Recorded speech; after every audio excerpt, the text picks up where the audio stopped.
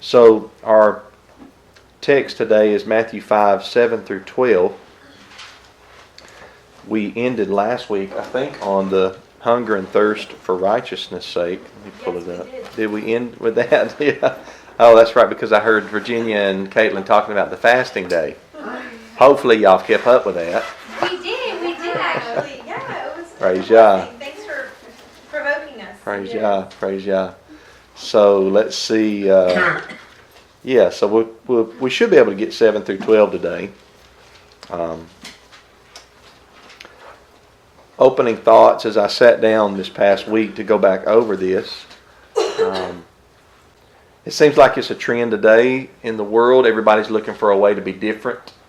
You know, I hate to even bring this up, but you know, the month that we live in now, in June, they use it for the LGBT stuff and call it Pride Month. I told my wife, I said, we need a humility month. Yes.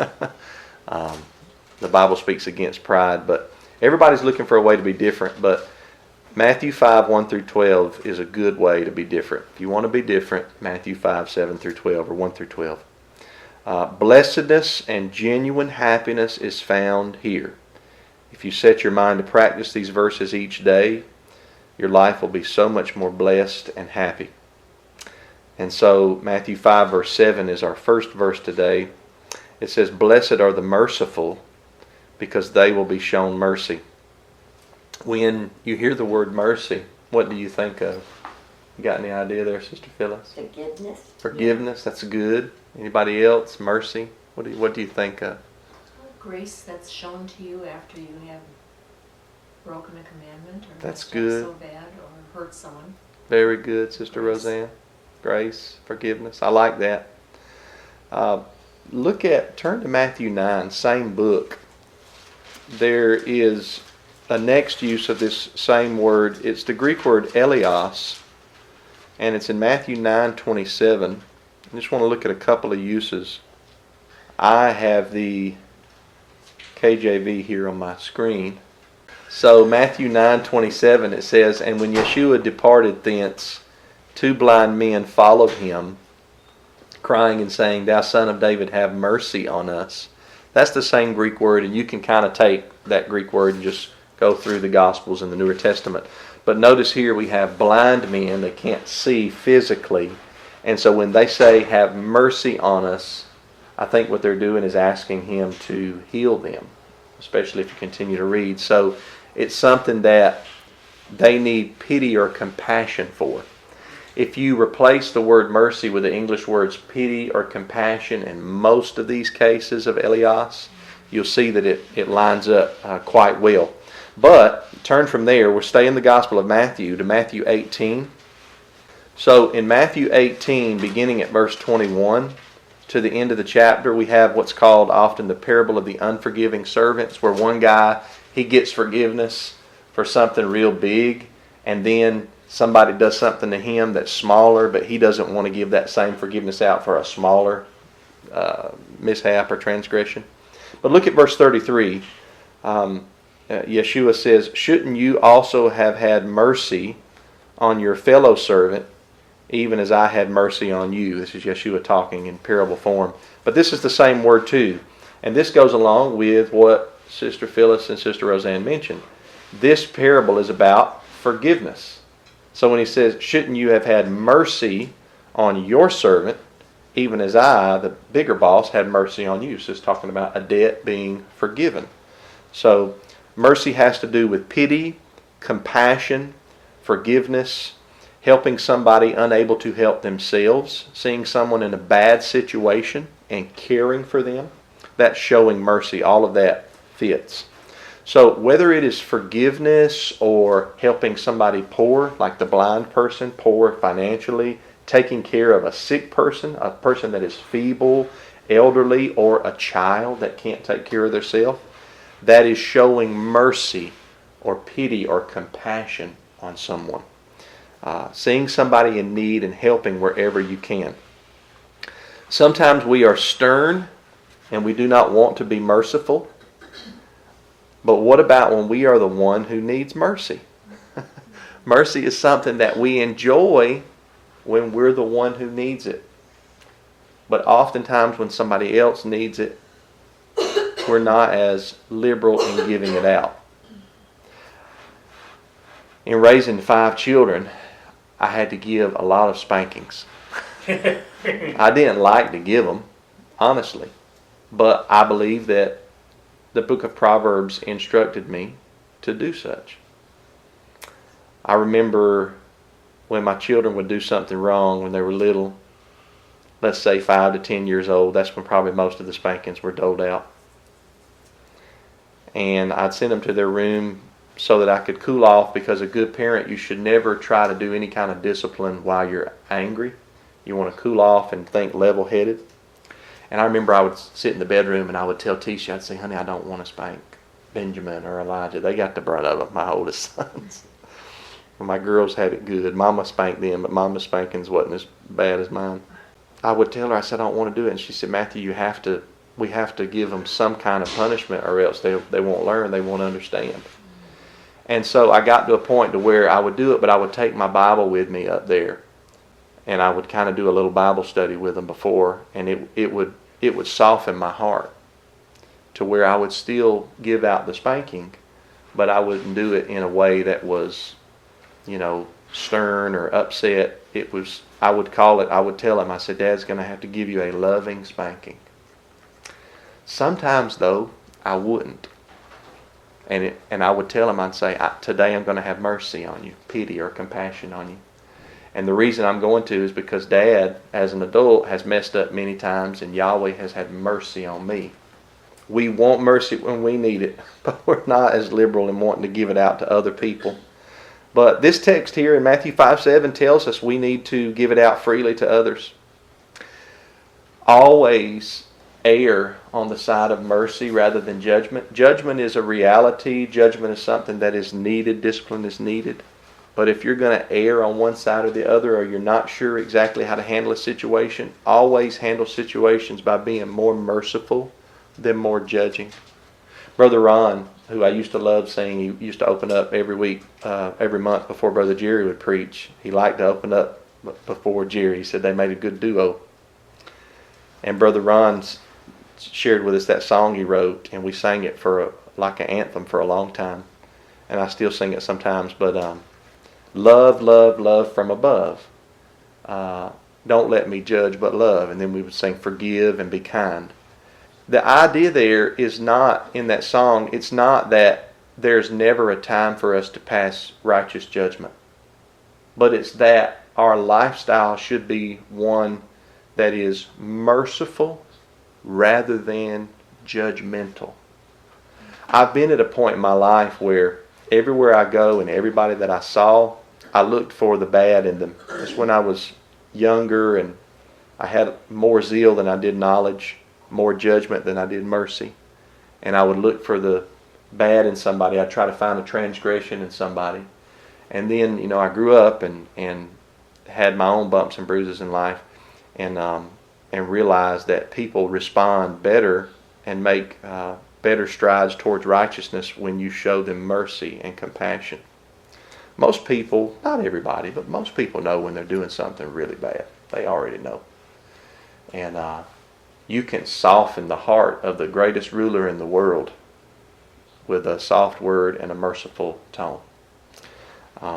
Err on the side of mercy rather than judgment.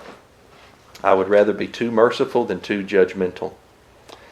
Blessed are the merciful, for it is they who will be shown mercy. So to the level that you give out mercy is the level that you're shown mercy.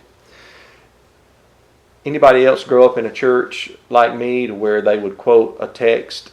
They never would tell you where it was from, but it's in Luke chapter 6. But they would say, give and it shall be given to you. Good measure, pressed down, shaken together and running over. My old great uncle, who was a pastor, he taught it, I remember vividly, in one sermon. He said, some things you have to press down to get more in, like cotton. You feel cotton and you press it down, you can put more cotton in. Shaken together is like peas. If you're putting peas in a jar, you can shake them and you can put more in. And then some of it's like liquid running over, and he preached on it. And he preached about giving in the offering. Now, I believe in giving offerings and even tithes. That's fine. That's good. But that verse isn't about giving money. That verse actually is about giving mercy. If you read right before it, it's Luke 6:37, I believe, or 38. But if you read right before Yeshua says that, he says, forgive and you'll be forgiven. Judge and you'll be judged. But be merciful and you'll have mercy shown to you. And then he says, give and it shall be given to you. And he's talking about handing out forgiveness and mercy rather than being judgmental and handing out wrath. So it goes along with the old saying, you reap what you sow. You sow peas, you reap peas, right? You plant an apple tree, eventually apples grow on the apple tree. Not pears. You can't get pears if you plant an apple tree. It's the same thing. If you show mercy, mercy will be shown to you. Now, let me say this. The principle is true. How many has experienced this? You had something to give to a poor person or somebody in need, and you gave, and then later on that week you got back more than you gave. The principle is true, but preachers, I think, use it to pad the pocket, right? Instead of preaching it like in its original context in Luke 6, giving out mercy. So think about that when you interact with other people this coming week. The more merciful you are, the more Yahweh will show mercy, pity, compassion, forgiveness on you. We reap what we sow. We get what we give. I think that's the idea here. Think about the end of the Lord's Prayer. At the end of the prayer, after you say Amen or so be it, he says, for if you forgive me in their trespasses, your heavenly Father will forgive you of yours. But if you don't, he won't. So you reap what you sow. It's a beautiful verse. We'll move on to verse 8. Blessed are the pure in heart, because they will see the Almighty. They will see Yahweh, God, most Bibles will say. What does it mean to be pure in heart? What do you think when we think of pure in heart? Like generally good intentions? Generally just... That's a great answer, Sister Caitlin. Good intentions. Anybody else? Following Torah as best as you can. Following Torah best you can. Love it. Very good. Sister Meredith, you have something? Desiring good things. Desiring good things. All of those, I think, are true. Every bit of it, I think, has to do with pure in heart. When I meditated on this, looked up other scriptures about pure and heart and all of that, I think it has to do with what's on the inside of us rather than just the outside. I preached about this last week. Is the Torah in your heart? You can obey certain commandments on the outside or the exterior because you want a person to see you obey the commandment, or because you're scared of the law or the government coming down on you. Or you can obey because you genuinely want to obey. You're not worried if somebody's watching you or not. You're not worried about if there's a policeman there or not.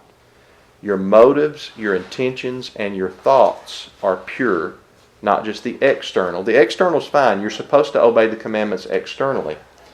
But it begins on the internal. Why do you do the things that you do? Is it just for a show, an audience, clout? Or is it because you genuinely want to be obedient to Yahweh? Is it your passion? An illustration might be this. I could put on a football uniform, National Football League uniform, and pose with the team, and nobody would know the difference. They would think I was one of the players. I didn't know Brother Matthew played football. Because you look like you belong on the team. That doesn't mean, though, that I belong on the team, and it doesn't mean I have the skills to play a professional sport just because I'm wearing the uniform. I think about the Pharisees here. Yeshua said they walk around in the long robes, they know all the right prayers, they lengthen their tassels, they make big their phylacteries, they love to be called a rabbi, they like the uppermost seat in the synagogue. If you were to meet them, you would think, man, they love the Almighty. And some of them did. But their external uniform didn't mean they had an internal or pure heart. Blessed are the pure in heart, because they will see the Almighty. Will we ever see the Almighty? Does this refer to understand? Sometimes in the Bible, and we even say it now, like if Rocket and I are talking about something, let's say he's showing me something mechanic-wise on the truck, and he'll say, do you see what I'm saying? And what he means is, do you understand what I'm explaining to you? The Scripture uses see in the same way, Hebrew and Greek. does this text where it says, blessed are the pure in heart because they will see God or see Yahweh, does it refer to understand, comprehend, or does it refer to an actual seeing? Let me show you this. I just saw this past week and going back over this. I was looking at these blessed are the so on sayings this week.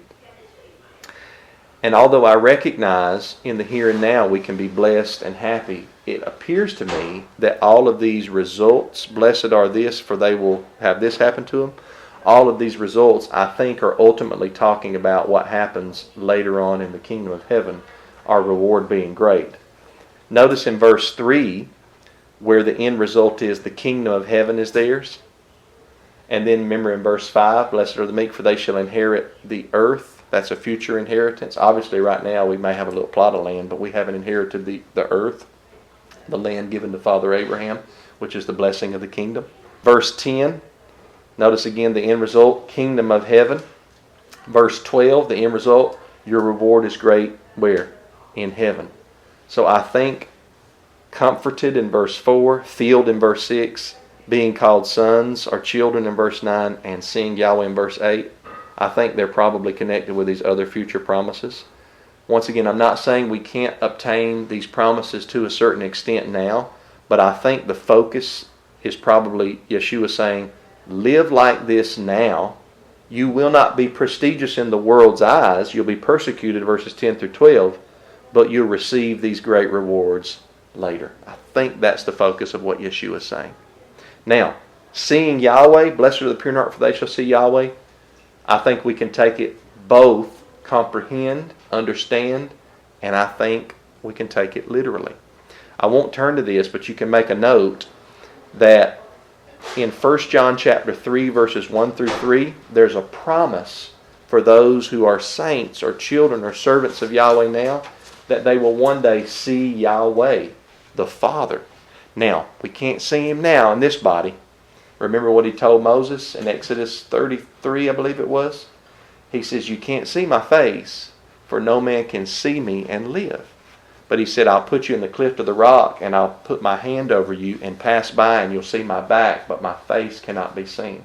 So a human being in this human state cannot see the fullness of Almighty Yahweh without dying, because He's so powerful, He's so glorious. Remember what happened to Moses' face. It shone, right? And then he'd go back and get recharged like rechargeable batteries. And then every time he would go to speak to the Israelites authoritatively, he would take a veil off of his face, and he would have this illumined face, and they would sit there and listen and watch, and it was a depiction of the glory of the Almighty. And then when he would go about his mundane tasks, he'd put the veil back over his face, and do some gardening or talk with his wife or what have you. But whenever he would speak authoritatively, he would take the veil off, and they would see that glory, that some of that glory of Yahweh that was given to Moses. But that happened to Moshe because he saw the back of Yahweh, not the face or the fullness of Yahweh. But in our glorified immortal body that we're promised at the resurrection of the righteous, we'll be able to see Yahweh literally. 1 John 3, 1 through 3. It's a promise to those who are pure in heart. Verse 8, blessed are the pure in heart, those who serve Yahweh from the intention of their heart, the desire of their heart, the passion of their heart, not just because they want other people to see Him or because, they want to have a good name among people, but because they really love the Creator. Blessed are the pure in heart. We need to strive for a pure heart. Verse 9, blessed are the peacemakers, because they will be called sons or children of Yahweh. Again, we've asked the questions for the last two. What do you think of when you hear the word peacemaker? Anybody want to take a stab at that? I think it's pretty obvious. But Not causing strife. not causing strife. Anybody else? That's a good definition. A peacemaker. Being a peacekeeper is good. But it's easier to be a peacekeeper than it is a peacemaker. Right? So, me with all of you right now, we're already at peace. So, for us to keep peace with each other, it's great, but it's not as difficult as being a peacemaker. Now, I'll use Rocket because he's sitting right here in front of me. He gets my illustrations. But what if Rocket, heaven forbid, what if me and Rocket got into a fuss or a tussle? And somebody came in and said, brothers, this ought not be. And they tried to get peace between me and Brother Rocket. Yeah, what? Harmony. Yes, I love that. Harmony. And then me and Rocket hugged it out. Well, that person that made peace would be a blessed person. They came into a area of turmoil, which me and Rocket's never had no turmoil. I'm just using him as an illustration. Me and him's always got along very well. But the peacemaker will be blessed. A peacemaker is somebody who sees a troubled situation and steps in and tries to quell the argument or the turmoil between two or more parties. Peace, when I think of the word peace, it makes me think of calm, soothing, easy to listen to and be around. When I was a kid, I used to love watching Mr. Rogers' Neighborhood. I didn't know why, but when I got older, I still sometimes turn it on with my grandbabies, and for some reason they'd rather watch the cartoon version, Daniel Tiger's Neighborhood. But I like to still watch the Mr. Rogers, but he's peaceful, soothing, calm. He was actually a Presbyterian minister, by the way. But there's a good documentary out about him if you want to watch that. But think about sitting by a smooth river out in the woods. If you ever went out by yourself, maybe by a river or a creek like out back, and just prayed to Yahweh and spent some time, just you and Yahweh by the creek, and it's peaceful. Peaceful. Okay. Well, a peacemaker is somebody who always is seeking to make calm a troubled situation. Some people bring peace to your life. Other people bring an all-out storm. I have here, he doesn't say blessed are the troublemakers. He said blessed are the peacemakers. Let me add here, this is not in my notes, but I'm just pondering on it. It's okay if we ever come into a situation where we've tried to make peace with somebody, and we tried, and we did it a third time, and a fourth time, and a fifth time, and they don't want peace. It is okay to love some people at a distance. It's perfectly fine. It doesn't mean you're not being like Yeshua. You tried. You tried. Remember in Matthew 10 when he sends his disciples out to the different houses in the towns, and he says when they open the door, pronounce peace, and he says if they receive your peace, then it will come back to you, and you'll have peace between each other. But he says if they don't, what do? Shake the dust off of your feet and move on. So the key there is that there will exist trouble and turmoil in the world. We see later on down where he says, men are going to insult you and persecute you and revile you, right?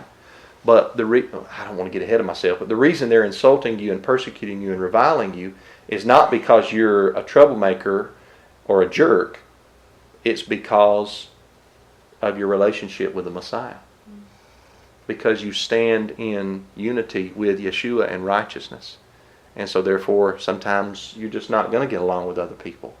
But it's not because you caused the trouble. It's simply because they don't like how you believe or what you stand for or what you practice. It's okay to shake the dust off of your feet, love somebody from a distance, pray for them, hope for the best for them, and maybe they'll come around one day. But it's okay to love from a distance. We should always take bad situations and do our best to turn things around. Somebody mentioned to me one time when I taught on this text about Matthew 10:34, where Yeshua said, well, I didn't come to bring peace but a sword. And so what they wanted to do, and a lot of times I find this out, is people want to take one verse and cancel out another verse. Okay, so we should not disregard or set to the side either verse, whether Matthew 10:34, I didn't come to bring peace but a sword, or Matthew 5 verse 9, blessed are the peacemakers. Both verses can be true, so believe both texts in their context. Don't cancel out, all right? This goes back to what I just said a while ago. A sword here, I didn't come to bring peace but a sword. A sword doesn't refer to you being like a sword in your personality.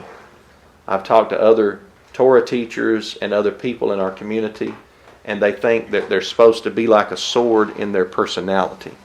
That's not what Yeshua is saying when he said he'd come bring a sword. What he's saying is sometimes we do everything in our power to keep peace and to love, and people still don't want to receive that because of how we live. They're convicted by the way that we do life. And so therefore there's division that's brought. He says even in families, to set family members against each other sometimes. I've experienced that in my own life. Okay? But it doesn't have to do with us coming in there with guns blazing or with sword going. It has to do with they can't handle the way that we live. You see what I'm saying? Does that make sense? So that helps to harmonize both texts. Blessed are the peacemakers, because they will be called children of the Almighty. This has to do with being like Him, sons of the Almighty, showing forth His characteristics. All through the Bible, if you are the son or the daughter of someone, it doesn't always mean biologically. It means that you carry forth the characteristics of that person. Abraham is called our father if we're of the same faith that Abraham had, the same faithfulness that Abraham had. If you were Abraham's children, Yeshua tells some Jewish leaders you would do the what? The works of Abraham. So why are you seeking to kill me? Abraham wouldn't kill me. That's what he's basically telling them. You would do his works. You would believe in me. He believed in me. He looked and saw me from afar off. So we show forth Yahweh's peaceful characteristic, and therefore it makes us a child, a son, or a daughter of Yahweh. And Yahweh is always seeking peace first too. Even in the Older Testament book of Deuteronomy, He tells the Israelites that when they go against the other nations, He said the first thing that you do, I think it's in Deuteronomy 20, is offer peace. And if they receive your peace, He said, then you can be peaceful with this Gentile nation. He said, but if they don't, then there's war that's involved. But the offer of peace was there first. Okay? I think that's Deuteronomy 20. Yahweh is peaceful in that He does have to punish unrighteousness, but He does not take any pleasure in the wicked dying in their unrepentance. Ezekiel chapter 18. When Yahweh sees a wicked person die in their unrepentance, it's not like He's wringing His hands and saying, yeah, I got you, I told you so. No, He's remorseful, and He says, I wish they could have repented. You know, He takes no pleasure in the wicked dying. Ezekiel 18. He offers peace to all. Some of us do not take Him up on that offer. Blessed are the peacemakers. Let's be a peacemaker in our daily life. This comes up maybe more than all the others, where we have the opportunity to either stir up the drama, add more fuel to a bad fire, or take a deep breath and say, all right, what can I do to quell a bad situation? Let's be a peacemaker. Verse 10. Blessed are those who are persecuted for righteousness' sake, because the kingdom of heaven is theirs.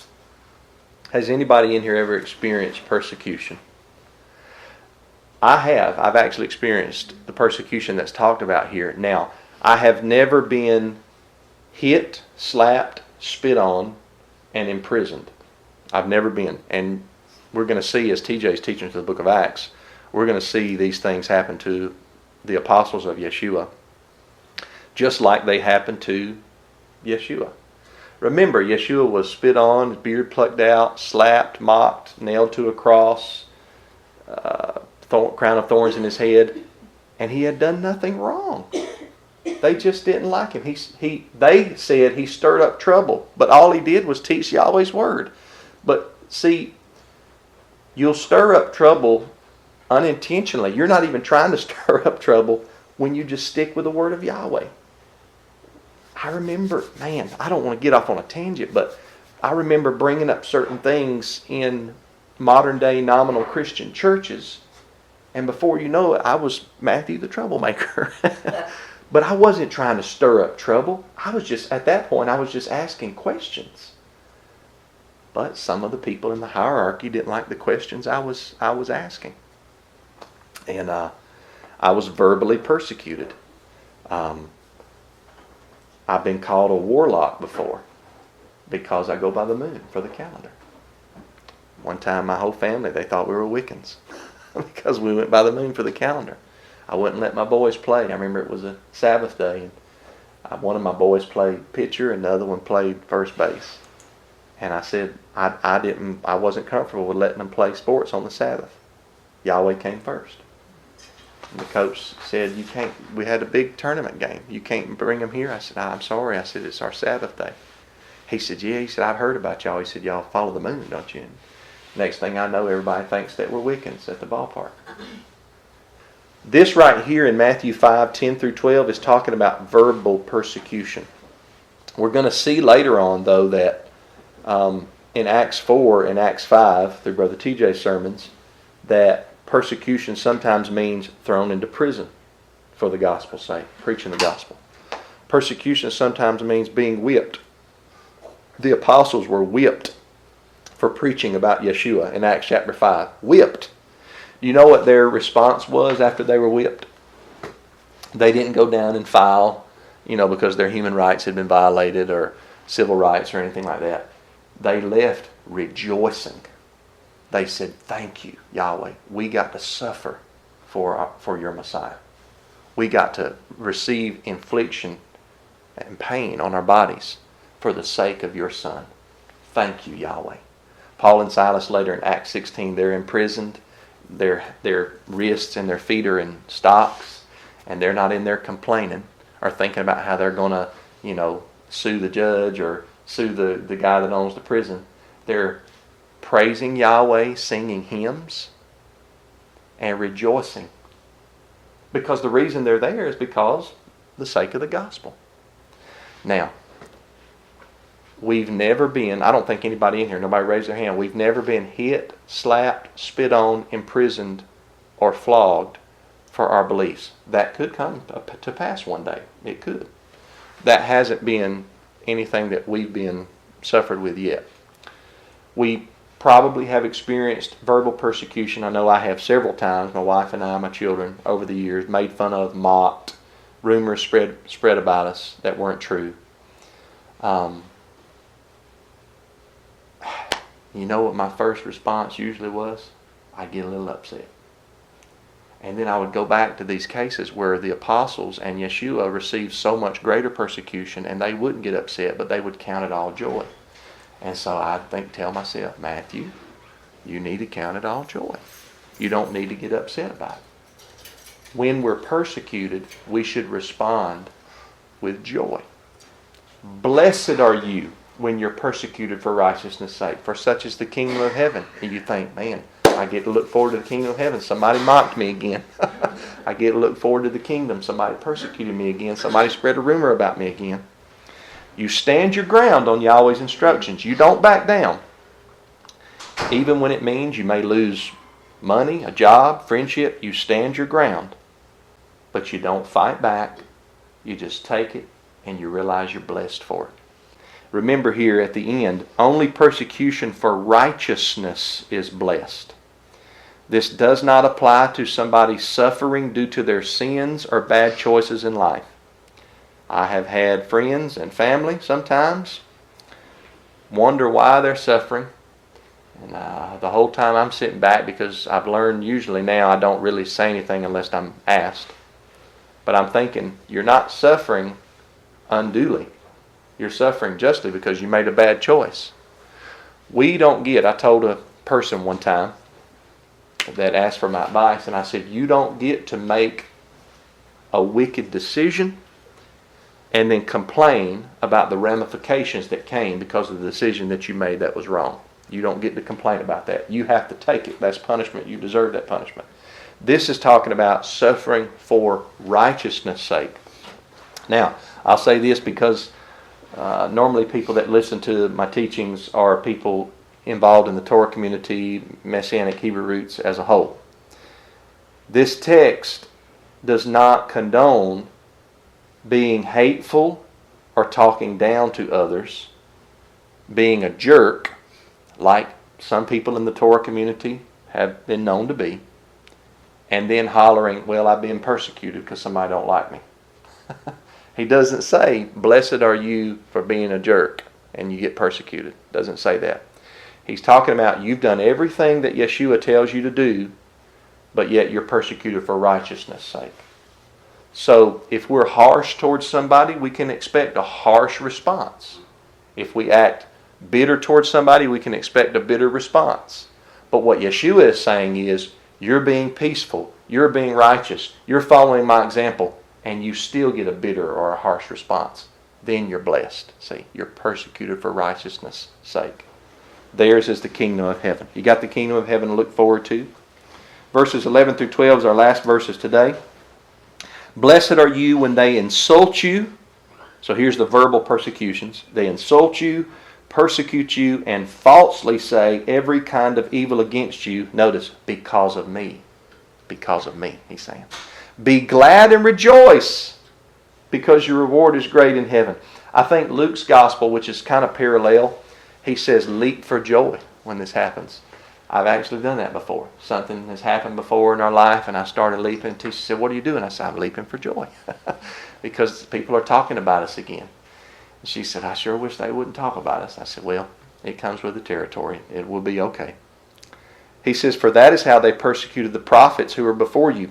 If you look at the Older Testament prophets, I think about the prophet Jeremiah, he received persecution from the religious leaders of his day because the religious leaders were doing wrong, and Yahweh sent him as a prophet to rebuke them. So he wasn't doing anything outside of the will of Yahweh. He was just saying, all right, Yahweh sent me with a message. You're not going to like it, but I got to tell it to you. And then all of a sudden he says, woe unto you, O Judah. Woe unto you, right? Jeremiah chapter 7. And then what do? They throw him down in the well, don't give him food. He's persecuted. The prophets were always treated unjustly by the religious hierarchy. Yeshua was treated unjustly by the religious hierarchy. The apostles were treated unjustly by the religious hierarchy. How do we expect to follow in the footsteps of the prophets, the Messiah, and the apostles and be treated any differently? Not long ago, somebody got in touch with me and said, Brother Matthew, I'm sorry that such and such got said about you and everything. And I told him, I said, well, woe to the man that everybody speaks well of. I like to get encouragement, but if all I get is encouragement and good words, I must not be doing something right. Woe to the man everybody speaks well of. He said, for this is how the fathers treated the false prophets. So I know when something I preach rubs somebody the wrong way and I get a little kickback and persecution, I know, hey, I can rejoice. I just stayed with the scriptures. I can rejoice. That doesn't mean I respond in kind. It doesn't mean I throw back what was thrown at me. I just rejoice, leap for joy. I'm being treated like an older prophet. When we hear that somebody has gossiped about us wrongly, insulted or made fun of us due to how we live, practice, talk, do we get a bad attitude about it? Or do we smile and count it all joy? Our flesh gets a bad attitude about it. Our spirit man needs to take over and say, we count it all joy. If you cannot do the little, what makes you think you'll be able to do the big? If you can't be joyful when somebody has just insulted you because of your relationship with the Messiah, if you can't be joyful and receive it as a blessing, how do you think you're going to act when you're maybe one day thrown in prison because, like Daniel, you refuse to pray to anybody but Yahweh? Or when somebody has you handcuffed because you believed in the gospel and they slap you across the face. If you can't be faithful in the little, what makes you think you'll be faithful in the big? So what we've got to do is put into practice that with these insults and these false accusations come at us, we've got to put it into practice where we realize whenever that happens, rejoice, be exceedingly glad. Great is my reward in heaven. Thank you, Yahweh, Father. I'm suffering for you. Christianity has gotten to the point now where I hear so many people, they come out of a little suffering in their life and they immediately want to pray to Yahweh to relieve them of that suffering. Where the early Christians welcomed suffering. They realized, oh, we're suffering. It's teaching us something. What would you have me to learn in this situation, Father? Instead of, oh, take this cup from me. No, what would you have me to learn? Yahweh doesn't give us commandments for our bad, and Yahweh doesn't cause His children that follow Him to go through things without a reason or a purpose. That doesn't mean it's easy. But what would you have me to learn? Generally, we do not realize the lesson until we're on the other end of the lesson. That's right. But I know I can raise my hand to going through things before and not understanding and having mixed emotions, being mad one day and then being okay the next day. And then finally when I get through it, I realize Yahweh wanted to mold me and shape me in such a way that could not be done unless what had happened. Deep, isn't it? 7 through 12. It's a lot deeper than you think. When we just read it, it's a lot deeper than we think. Brothers and sisters, verses 1 through 12, these are verses like you need to put on the refrigerator and see every morning before you open up to get whatever it is you drink out of the refrigerator. And you see, blessed are the merciful. Blessed are the pure in heart. Blessed are the poor in spirit. Blessed are the gentle. And you don't want to be gentle that day. And you don't want to be humble that day because of something that's happened in your life. But you see it. And you say, this is how I'm supposed to act. It's a radical way of life. You want to be different. This is the way to be different. Man's ways say, be bold, loud, think highly of yourself, be assertive, push to success. And all of that is pretty much the opposite of what Yeshua teaches. He doesn't teach any of that. Be humble, be gentle, be merciful, hunger and thirst. Be a peacemaker. All of these sayings of Yeshua goes against our flesh. And you know what that proves? It proves that these sayings of Yeshua are heavenly spiritual principles.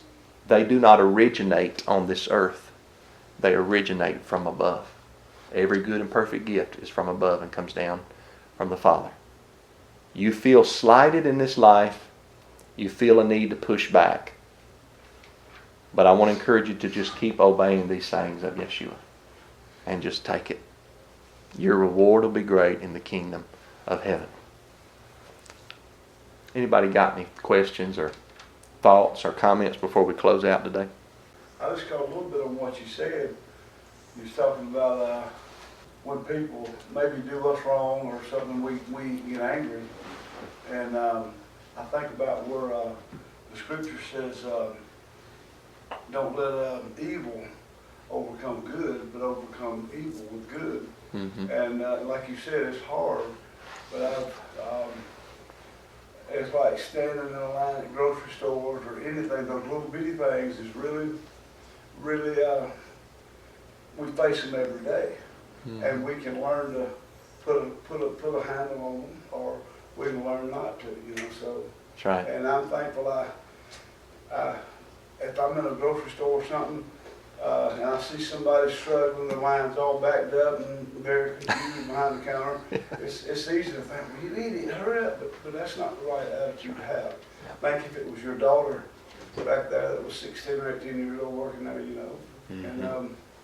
And then another thing is I don't want to let that spirit get in me, period, as far as hatred, aggravation. Not saying that I don't face it. I have it. I face it. But I don't want to let it live in me, Sure.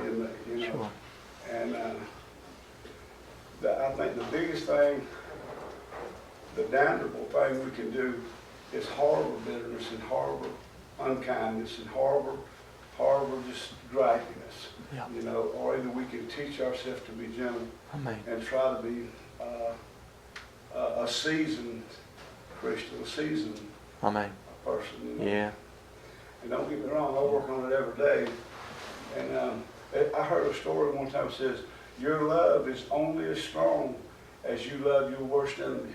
And your love is only as strong as you love your worst enemy. And so, that's all I got to say. Yeah, I want to make sure, I think I may have said this, but I'll repeat it, or maybe I didn't say it, but I want everybody to realize, me too, these are things I struggle with. I'm up here teaching because I'm supposed to teach these things, but these are things I have to remind myself of every day, because my flesh rises up just like anybody else's. I'm just a man, and believe you me, I get talked about, and I want to talk. I want to shoot it back. I want to shoot the arrow back. That's right. Sister Virginia? That's what I tell my boys too. Like if there's a spot where you're weak in and you know and you accept it, it's not just that that's who you are. Don't accept it, but continue to practice in that area to be. Yes. I realize I have this problem, being more tender-hearted or more giving in an area, and just continue to practice it, and it will grow. Yeah. But if you just say that's who I am and just go about your day, then you're accepting I can't do any better. Excellent point. Excellent point. Can you hold your thought real quick? It makes me think of when I've talked to people in the LGBT community. I guess this is on my mind because it's something I saw this week. And they say, well, this is just how I am. Yeah. And I always say, every single one of us deals with something in our life that we could say, this is just how I am. You know, we need to be born from above. There you go. There you You go. have temptations and a struggle, but you don't have to accept it. You can continue to work on not being that person. Excellent The more point. you do it, the better it'll get. The Yeah. easier it'll get. Yeah, excellent point, Sister Well, Caitlin. it's kind of all on the same topic. I started reading this book. Didn't mean for it to be what it is, but it turned out he's a therapist, but he talks about teaching and fixing problems with children starts in the parents. And one of the things I was covering today was teaching versus training. Like you're here teaching us, you're reading the words, you're teaching what the words mean, but you're not here to train us. That's right. We have to train ourselves. So That's good. you could teach us all day long the blessed or the merciful. Uh-huh. We might not know that. But understanding the word, what it means, is not training to be merciful. So it's kind of the same as like, you could teach your boys to be kind, but unless we're all training, I have to train them and teach them, but I have to train myself. If I'm not disciplined to train myself, how am I going to train them to, how am I going to tell them to stop yelling at each other when I'm the one yelling? So, that's what I'm learning is we can all learn these things, but if we don't hang it on the refrigerator and we don't read it over every day and every night, or, I told the girls the other day, I said, I feel like I have a lot of systems in place, set alarms, set reminders, because I don't want to forget something. Yeah. If you want to do better, you have to decide to train and do better. I know Brother Steve talks about memorization and working out, but anything you want to do better, you're just going to have to train. That's right. It's going to require work. That's and right. like you said, we're willing to take mercy, but I'm willing to give it out. Well, then don't give it out. That's fine. But you're not going to get any better at it if you don't practice. So the training and teaching words were big today in my reading, and I was like, never thought, I teach my children all day long, and I train them all day long. I'm like, ooh, the trainer might need some training before I train them. Very good, Caitlin. Anybody else? Anybody else? Anything to share before we close out? We're going to move on next month to verses 13 through 16, probably about the salt of the earth, and we may cover some of this, light of the world. But this is one of those sections, Matthew 5, 1 through 12, that is so, it can change a person's life if you decide, okay, I'm going to read this every morning, and I'm really going to try to be these things. It can change your whole life for the better. For the better. You just be a lot more peaceful person,